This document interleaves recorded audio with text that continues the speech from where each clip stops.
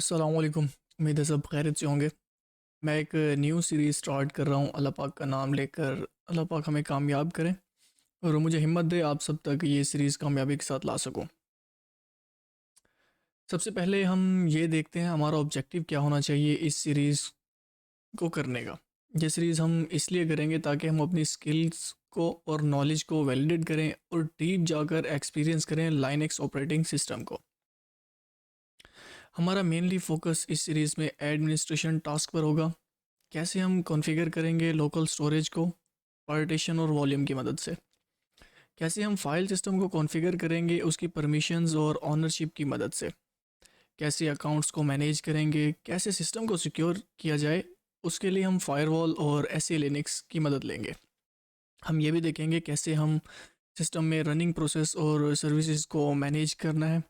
कैसे हम किसी पैकेज को इंस्टॉल करेंगे, कॉन्फ़िगर करेंगे और कैसे किसी पैकेज को रिमूव करेंगे। कैसे हम नेटवर्क से रिलेटेड टास्क परफॉर्म करते हैं।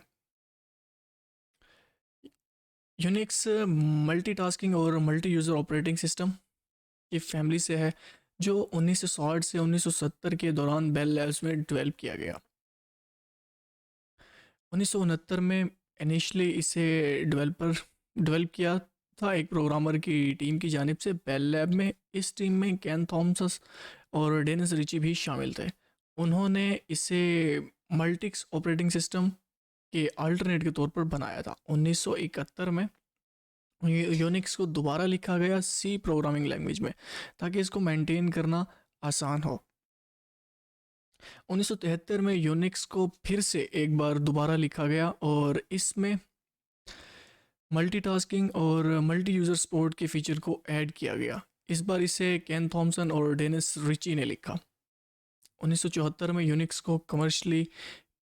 का कमर्शली पहला वर्जन रिलीज़ किया गया AT&T American telephone and telegraph की जानिब से। 1978 में फिर से यूनिक्स का एक न्यू वर्जन रिलीज़ किया जाता है, जो ख़ास तौर पर डिज़ाइन किया गया था माइक्रो कंप्यूटर्स के लिए। 1983 में AT&T यूनिक्स सिस्टम 5 रिलीज़ करते हैं, जो उस वक्त का सबसे ज़्यादा इस्तेमाल होने वाला ऑपरेटिंग सिस्टम बनता है। उसके बाद 1984 में यूनिवर्सिटी ऑफ कैलिफोर्निया अपना यूनिक्स का वर्जन रिलीज़ करती है, जिसका नाम बेर्कले सॉफ्टवेयर डिस्ट्रीब्यूशन BSD होता है। 1985 में सन माइक्रो सिस्टम भी इस रेस में उतर जाता है और अपना सन वर्कस्टेशन के लिए सन OS रिलीज़ करता है, जो यूनिक्स बेस ऑपरेटिंग सिस्टम होता है। 1994 में पहली बार ओपन ग्रुप रिलीज़ करता है सिंगल यूनिक्स स्पेसिफिकेशन, जो स्टैंडर्डाइज करता है यूनिक्स ऑपरेटिंग सिस्टम के कंपोनेंट को। 2005 में सन माइक्रो सिस्टम अपना first open source operating system release करता है ओपन सोलरेस के नाम से। 2010 में ओरेकल कॉरपोरेशन भी इस रेस में शामिल हो जाती है और वो इस रेस में अपनी शमूलियत सन माइक्रो सिस्टम को ख़रीद कर करती है। 2021 में यूनिक्स अपना लेटेस्ट वर्जन 7 रिलीज़ करता है, जो अभी की डेट में यूज़ किया जा रहा है। लिनक्स की हिस्ट्री को देखते हैं। लिनक्स एक free open source operating system है, जो 1991 में रिलीज़ किया गया था। 1983 में रिचर्ड स्टेलमैन ने GNU के नाम से प्रोजेक्ट शुरू किया, जिसका मकसद था free open source operating system बनाना। 1991 में लिनक्स टॉर्वाल्ड, जो एक फिनिश कंप्यूटर साइंस के स्टूडेंट थे, एज ए हॉबी एक ऑपरेटिंग सिस्टम कर्नल पर काम करना स्टार्ट करते हैं और वो इसका नाम अपना फर्स्ट नेम और यूनिक्स के कॉम्बिनेशन से लाइनक्स रखते हैं। 1992 में लाइनक्स का फर्स्ट कर्नल वर्जन 0.12 रिलीज़ होता है और 1994 में रेड हैट लाइनक्स का फर्स्ट कमर्शियल डिस्ट्रीब्यूशन रिलीज़ करता है। 1996 में लिनक्स का स्टैंडर्डाइज्ड सॉफ्टवेयर सिस्टम आर्किटेक्चर बनाया जाता है, जिसमें इसके फाइल हायरार्की और API स्ट्रक्चर को डिफ़ाइन किया जाता है। 1998 में ओपन सोर्स की मूवमेंट को बहुत प्रमोट किया जा रहा था, ताकि आम लोग इस टेक्नोलॉजी को यूज़ कर सकें, जो कि कोऑपरेटिव इंडस्ट्री की वजह से बहुत ज़्यादा महंगी हो गई थी।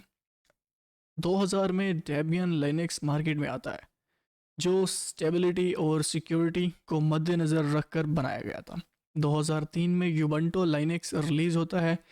इसे डेवलप ही इसलिए किया गया था ताकि यूज़र फ्रेंडली हो और इस्तेमाल में आसान हो। इन्हीं दो फीचर को मद्देनज़र रखकर इसे बनाया गया था।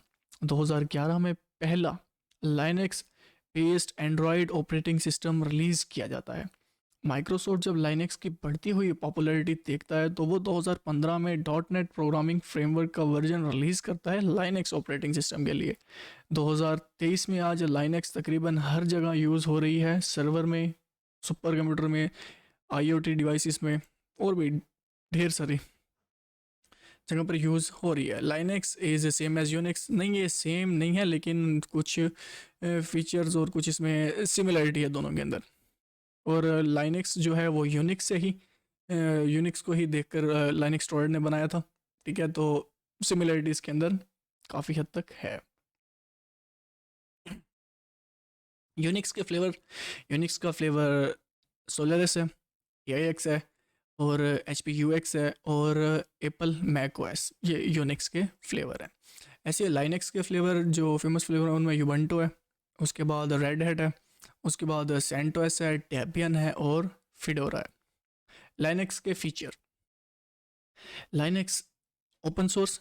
लाइनेक्स एक ओपन सोर्स सॉफ्टवेयर है जिसका मतलब है आप अपनी मर्ज़ी से इसके सोर्स कोड को मॉडिफाई कर सकते हैं। सिक्योरिटी लाइनेक्स को मोस्टली इसकी सिक्योरिटी फीचर की वजह से जाना जाता है, like that build in firewalls, user account control, file permissions और स्टेबिलिटी। लाइनेक्स को मोस्ट स्टेबल और रिलायबल ऑपरेटिंग सिस्टम माना जाता है। इससे ज़्यादातर वहाँ इस्तेमाल किया जाता है जहाँ मिशन क्रिटिकल सिस्टम होता है, जिनका हाई अप टाइम रिक्वायर होता है। कंपैटिबिलिटी। लाइनेक्स कंपैटिबल है ढेर सारे हार्डवेयर प्लेटफॉर्म के साथ। Command line interface. Linux command line interface provide करता है जो अलाउ करता है यूज़र को कमांड एग्जीक्यूट करने में, स्क्रिप्ट को रन करने में और अपने टास्क को ऑटोमेट करने में। पैकेज मैनेजमेंट की मदद से आप इजीली सॉफ्टवेयर पैकेजेस को इंस्टॉल, रिमूव, अपडेट कर सकते हैं। कस्टमाइजेशन। लिनक्स अलाउ करता है हर तरह की कस्टमाइजेशन को। आप यूज़र इंटरफेस को, सिस्टम सेटिंग्स को, सिस्टम बिहेवियर को अपनी मर्ज़ी के मुताबिक चेंज कर सकते हैं। Multi user support. लाइनेक्स एक साथ मल्टीपल यूज़र को सपोर्ट करता है। Community support. लाइनेक्स के पास एक बहुत बड़ा एक्टिव कम्युनिटी सपोर्ट है जिसकी मदद से आपके अगर किसी भी तरह के प्रॉब्लम को फेस करते हैं तो कम्युनिटी के अंदर ढेर सारे बंदे हैं जो आपको उसे सॉर्ट आउट करने में हेल्प कर सकते हैं। Where we use it. Desktop systems में आज लाइनेक्स यूज़ हो रहा है, सर्वर पे यूज़ हो रहा है, वेब होस्टिंग पे यूज़ हो रहा है, क्लाउड कंप्यूटिंग के ऊपर लाइनेक्स यूज़ हो रहा है और एम्बेडेड डिवाइसेस में लाइनेक्स ऑपरेटिंग सिस्टम को यूज़ किया जा रहा है। हम देख लेते हैं कर्नल के। Kernel is the core component of operating system जो कंट्रोल करता है सॉफ्टवेयर को और प्रोवाइड करता है bridge between computer hardware and software, जो कि रिस्पॉन्सिबल होता है सिस्टम रिसोर्सेज को मैनेज करने के लिए, like CPU, memory and input output devices. और ये इंश्योर करता है कि सॉफ्टवेयर एप्लीकेशंस हार्डवेयर से सिक्योरली एंड एफिशिएंटली इंटरेक्ट कर रहे हैं कि नहीं। जब कंप्यूटर को बूट किया जाता है कर्नल मेमोरी में लोड हो जाता है और जब तक कंप्यूटर ऑपरेट होता है कर्नल मेमोरी में ही रहता है। शेल क्या है? Shell is a program provide command line interface. आप इस इंटरफेस को यूज़ करते हुए डिफरेंट कमांड्स को फायर कर सकते हैं और अपने रिक्वायर्ड टास्क को परफॉर्म कर सकते हैं। इसमें स्क्रिप्टिंग का ऑप्शन भी होता है और बस अभी के लिए इसको इतना ही देखते हैं। लाइनेक्स का बूटिंग प्रोसेस क्या है?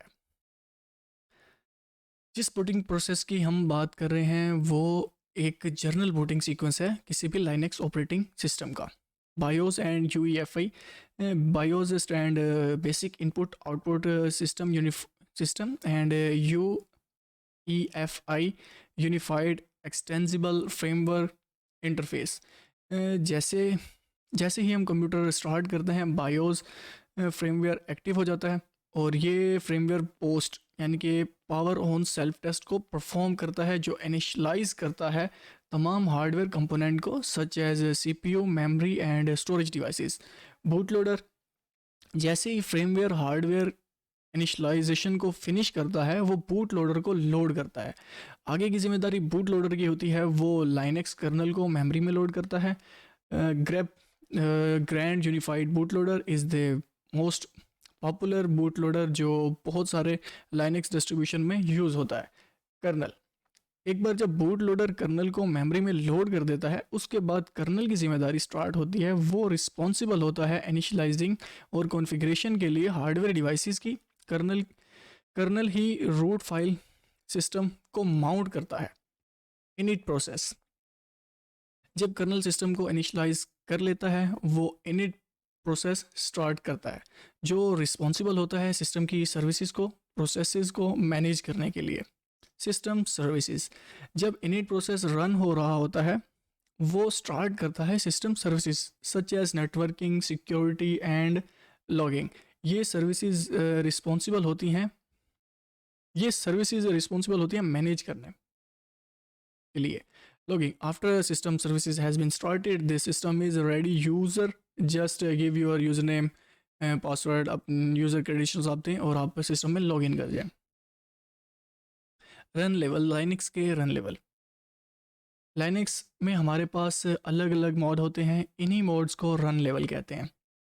ज़ीरो हल्ट, अगर आप रन लेवल ज़ीरो है अगर आपका रन लेवल ज़ीरो है इसका मतलब आपका सिस्टम शट डाउन हो जाएगा। अगर रन लेवल वन होगा तो आप एक ही यूज़र से लॉगिन हो पाएंगे। ऐसे इसे हम सिस्टम मेंटेनेंस और ट्रबल शूटिंग के लिए इस्तेमाल करते हैं। अगर आपका रन अगर आप रन लेवल टू पे हैं, अब आपके मल्टी यूज़र से लॉगिन तो हो पाएंगे लेकिन वो कोई नेटवर्क सर्विस को यूज़ नहीं कर सकते। अगर आप रन लेवल थ्री पे हैं, multi user mode with networking, आप मल्टीपल यूज़र से लॉगिन कर सकते हैं और नेटवर्क सर्विसेज को भी यूज़ कर सकेंगे सब। और ये नॉट यूज़ होता है, this run level is not use by default but can be customize for specific purpose. आप अपने किसी स्पेसिफिक पर्पज़ के लिए इसको कस्टमाइज़ कर सकते हैं। अगर आप रन लेवल फाइव पे हैं, ग्राफिकल यूज़र इंटरफेस, तो आपकी मशीन GUI मोड में स्टार्ट होगी अगर आपकी मशीन के ऊपर GUI अनेबल होगा। और अगर आप रन लेवल सिक्स पे हैं तो दिस रन लेवल ये आप रीबूट के लिए यूज़ करते हैं। फाइल सिस्टम हायरार्की, \रूट, ये रूट डायरेक्टरी है, बाकी तमाम डायरेक्टरी इसके अंदर होती हैं। फिर आता है बिन, इसमें तमाम एसेंशियल बाइनरीज होती हैं such as ls, cp, move, mv and run, like these type of all commands program are here. Boot, boot में तमाम वो फाइल्स होती हैं जो सिस्टम को बूट करने के लिए रिक्वायर्ड होती हैं, like Linux kernel, initial RAM, disk, boot loader like GRUB और डेव। इसमें वो तमाम हार्डवेयर रिलेटेड फाइल्स होती हैं जिसमें अटैच डिवाइसेस की इंफॉर्मेशन होती है such as hard drive, keyboard, USB, etc।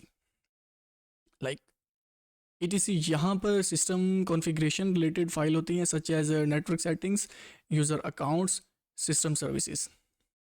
\Home, यहाँ पर वो अकाउंट्स जो सिस्टम में क्रिएट होते हैं उन सब की होम डायरेक्टरीज होती हैं। आपने जितने भी सिस्टम में यूज़र बनाए होंगे उन सब की होम डायरेक्टरीज जो हैं वो होम में होंगी। लिब, यहाँ पर वो सब लाइब्रेरीज़ होती हैं जिनकी मदद से हम सिस्टम पर एप्लीकेशंस को इंस्टॉल करते हैं। कुछ एप्लीकेशंस को इंस्टॉल करने के लिए प्री रिक्विजिट कुछ फाइल्स चाहिए होती हैं, कुछ लाइब्रेरीज चाहिए होती हैं, वो यहाँ पर मौजूद होती हैं। MNT, यहाँ हम ये टेम्परेरी माउंटिंग पॉइंट है। ऑप्ट, इसे हम ऑप्शनल सॉफ्टवेयर पैकेजेस को इंस्टॉल करने के लिए यूज़ करते हैं। रूट, ये होम डायरेक्टरी होती है रूट यूज़र की। SBIN, use for system binaries इन प्रोग्राम्स, को कमांड जो जस्ट एडमिनिस्ट्रेटर यूज़ करता है वो यहाँ पर मौजूद होती है।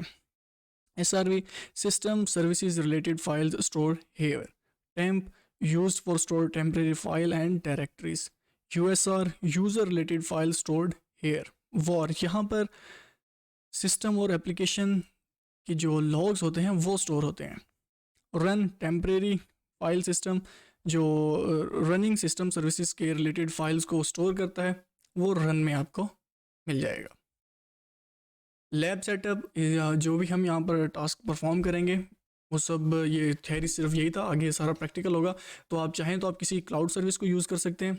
इस तमाम जो भी टास्क हम परफॉर्म करेंगे उन्हें परफॉर्म करने के लिए, like AWS, Google Cloud, Azure, Alibaba, Linode, किसी भी क्लाउड को यूज़ कर लें। मैं प्रेफर करूँगा आप किसी क्लाउड के ऊपर अकाउंट बना लें, ताकि आप कॉन्फ़िगरेशन जो आपने सिस्टम का है ना उसके अंदर टाइम वेस्ट ना करें और डायरेक्ट आप अपने टास्क को परफॉर्म करें। हाँ, फिर भी अगर आप नहीं करना चाहते, आप लोकली करना चाहते हैं, तो आप वर्चुअल बॉक्स या VMware को यूज़ कर सकते हैं। Thank you.